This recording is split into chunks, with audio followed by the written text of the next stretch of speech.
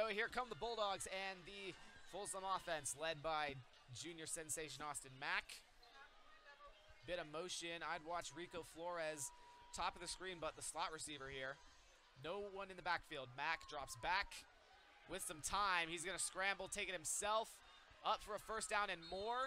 He's going to get that one past the 25 before he finally gets out of bounds. Outstanding protection from the offensive line there on that play, allowing Mack to gain a first down, and if you're Folsom, that's what you like to see. Absolutely. Trojan defense expecting too much pass. No one really stayed home on that one, so kind of a costly penalty. The linebacker play, they've allowed some lapses in coverage, and they haven't had anyone home on those quarterback runs. They've been fortunate a couple times. Not so much that one. So now Mack will operate with a man in the backfield. Handoff. That's Ontario Smith Jr. Doesn't get too far. Trojans will swallow him up pretty quickly. Only a gain of 3. I think it's a matter of time before the Bulldogs really enforce the offense to Rico Flores.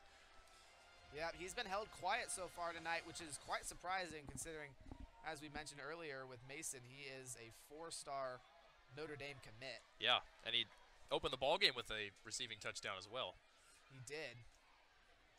So here's Mack with pressure, and he's going to get brought down by the Trojans. That looks like number 44, Marcus Hoffman. Huge defensive stop for the Trojans. Brings up a third down. Late penalty flags fly. Flag flying. It's like the blue and yellow getting a little too hectic here. Yeah, that's on the Trojans. That'll negate the sack likely. Unsportsmanlike conduct. You gotta be kidding me. You can't have that kind of a penalty. So Charlie, these are the type of penalties that if you're an underdog in Oak Ridge, you just cannot have these penalties in a ball game when you're down by 8, 1 possession against a top California football team like Folsom. Yeah, there's no excuses for those. Such a costly error. And I mean, so far the Trojans really haven't committed any atrocious penalties. That's really the first big one, I would say. I would agree with you. It's definitely a costly one, though. We'll see how Folsom fares after that penalty. So the Bulldogs awaiting the officials here, getting ready. But they're ready to continue this drive, try to increase their lead here. 8:45 in the third left to go.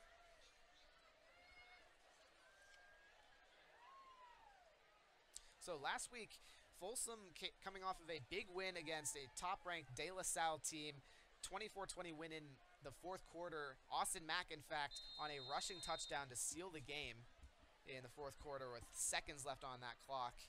So he's got that clutch gene in him, you can tell. Sure does. So he gets ready to keep this drive going. Takes a snap with time. Pressure now, finally, and he'll get brought down by the Trojans. I think they might rule him falling forward for 1 or 2. Yeah, from my angle, it looked like he did pick up a couple there. But nonetheless, a great defensive play by the Trojans. Yeah.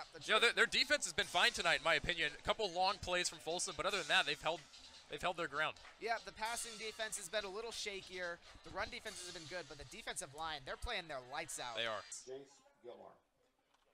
Jace Gilmore is up to bat. He is arguably the star of this Wildcats team, hitting .370 on the year, 20 runs batted in, and 2 home runs. Also, the ace of the staff, 9-0 with a 1.46 ERA. So, I mean, talk about a two-way star, and he's only a junior.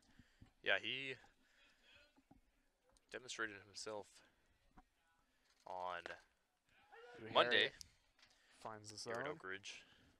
But he was dominant on the mound. It was Gilmore versus Jones, and came down to a couple random runs in the final inning, and obviously Whitney came out on top 2-1, but Gilmore having himself a game on Monday.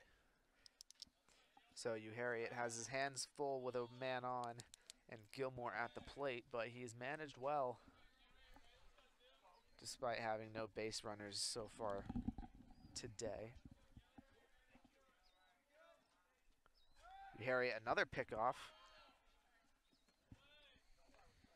Trying to maintain his control of the bases.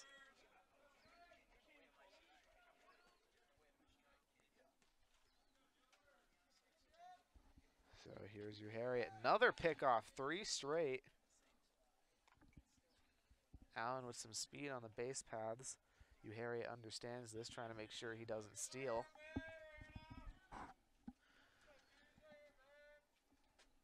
Well, Charlie, I don't know if you've mentioned, but it is senior night. I have not actually. Somehow that has slipped my mind. There you go. 1-1. Quite a few seniors on this Oak Ridge Ball Club. That's right. And they'll be recognized after the conclusion of this one. We're going to head over to the gym and have some connection for volleyball. That's right. Gilmore lines that into the outfield to left. Catchings is there, throwing back to first. Not in time. Allen is safe. Now batting number 8, Shane Saunders. 13 total seniors by my count on the Trojan team, which is certainly a lot. So they're going to lose quite a bit of talent, but they have some at JV. But overall, yeah, this program is so deep that you're always going to find talent on every level.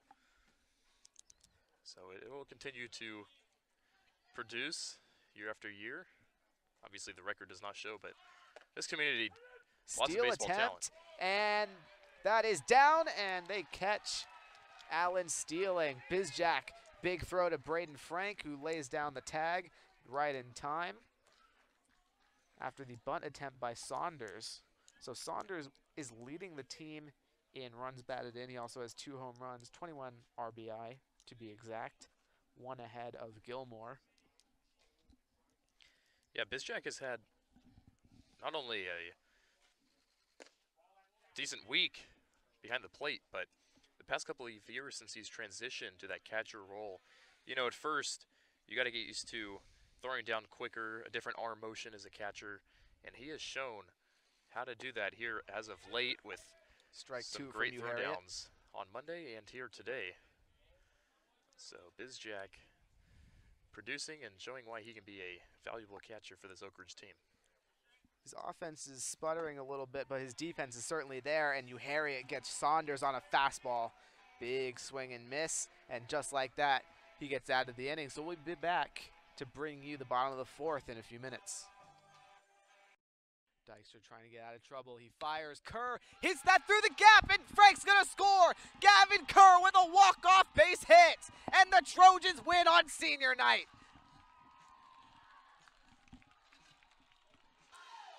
So we're back. Timeout break about to end. Folsom Bulldogs up by 1 here in set number 2 after the Trojans took the set 1 victory. Here's Daphne Waters on the serve. It's good. Hicks is there to get it. And now Child off the Bulldogs' hands and out. Trojans tie it up.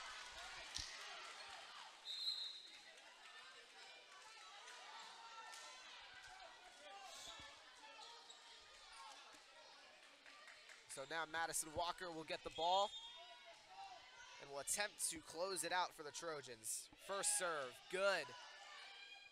Waters sets up. Kanegeiser gets it, but the Trojans are there. Now Port sends it over. Walker is on the receiving end. Here's Weaver. Off the hands of the Bulldogs, hits the basketball hoop, and the Bulldogs get there on a dig. Now the Trojans taking their time. Here's Child, she gets it. Wow. Well, that basketball hoop almost served as a demise of the Trojans right there, but they're able to come away with the point. What a sequence we just saw there. So now we'll get a timeout from the Bulldogs, and we'll be back in a couple of seconds.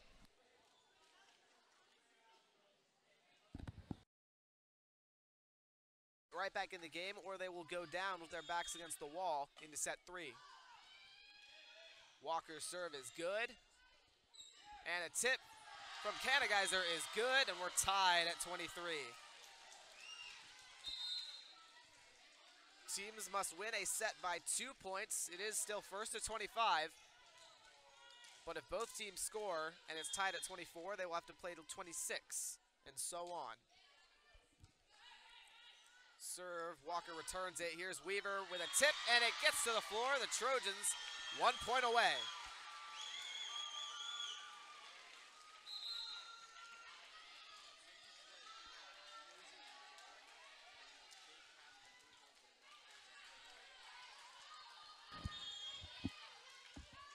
So now we've got Kate Fagundes to serve. Her serve deep. Bulldogs get there. Jarvis will have to tip it. And now the Trojans set up Weaver with a rocket, and it goes down. The Trojans will win set number 2, and the Bulldogs are in trouble.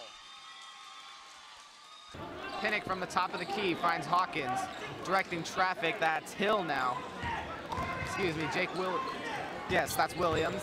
He gives it back to Pinnock, cuts in. Here's Hill in the middle, fighting, looking around for an angle. Passes back to Pinnock. Goad cuts in. Jumper, no good. Nathan Ennie almost gets it, but a great move by Pinnock to bounce the ball off of Ennie so that Del Oro maintains possession. But that just leaves 5 seconds on the shot clock. Very good point there. Here's Williams looking. Hawkins. Nick looks like he got a block. Clock violation. Yeah, the shot clock did run for a solid 3 or 4 seconds. I mean, that one was very clear. Luckily, the ref was able to see that and call that. Great job by the officials so far tonight. Haven't really missed a whole lot of calls. Gillingham trying to shake his man. Passes to Olsen. Olsen looking around. He's got 2 guys on him. Long now. Driving. Good steal by Pinnock, and he gets fouled. That's a tough one. I'm not liking the spacing early from Oak Ridge. Just something they need to work on going into this game. They kind of bunch up in the sides and the corners and not able to get inside. Low scoring affair so far. Gavin Malloy checks in for Oak Ridge. Looks like Gillingham had some words with Long afterwards after he got fouled. And here's Pinnock. Looking around, he finds Williams. Pinnock again from deep. Wow, good bucket there. Just, what are you gonna do? That was really deep. 8-2 now. With him, I'm not against leaving your feet on the block. He has such a high vertical and a good shot. So kind of what you have to do. Gillingham, jumper, got it, swish. Gillingham showing why he can go hand to hand with the best here. Hawkins directing some traffic. Finds Williams. Goad to Pinnock. Pinnock to Hawkins. Ball movement is very key so far from Del Oro. They haven't really had trouble moving it. Oak Ridge defense not quite as on point as you'd like to see so far. You know, the refs are allowing a physical game as well. Let's take advantage of that. Graves wide open, drains it. Bang! That is a momentum changer early. And they'll call timeout. Let's ride this momentum and carry all the way through the rest of the game. 7-8's your score. Let's get this lead. Great statement by Graves, and we'll be back after this.